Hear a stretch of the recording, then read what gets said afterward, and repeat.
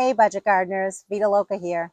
Join me today as I show you how to collect the seeds from a petunia plant. So let's go.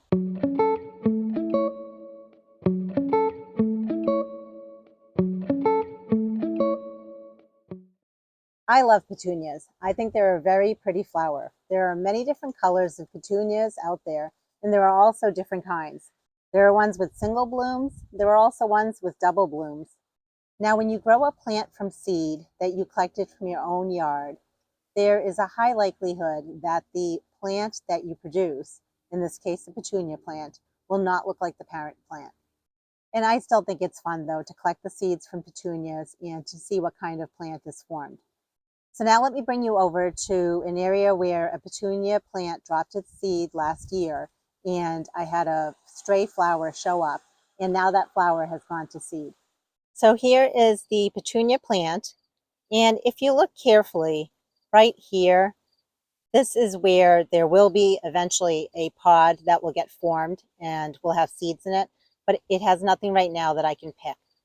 But typically, if you follow a stem down, you will see there are pods that are on the browner side, like here's one right here, and there's a couple down below. Those are pods that are okay for me to pick.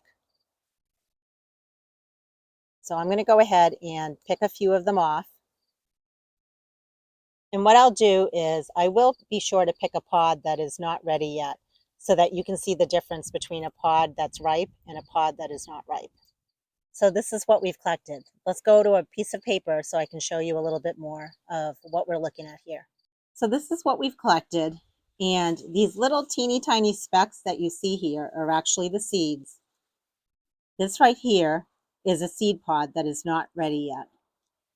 If you look at it, it's green, and right in the center is where the pod is starting to form, but it will not have seeds in there that are viable. So you want to wait until your seed pods are a brown color, like these ones here. And to take the seeds out of the seed pod, you basically just have to squeeze it. And just by squeezing the seed pods, you can see I'm releasing the seeds. They are tiny. I could use a strainer if I wanted, like a kitchen strainer, to separate the seeds from the shaft material. So what I'm going to do next is I'll show you how we can do that. So right here is a strainer from my kitchen, and right below it is a metal bowl just to collect the seeds. And what you want to do is put all the seed pods inside the strainer, and now you can go ahead and squeeze the seed pod like that. And what happens is all the seed pod material, also known as the shaft, stays within the strainer. But if you shake this a little, the small little seeds are at the base of the bowl here.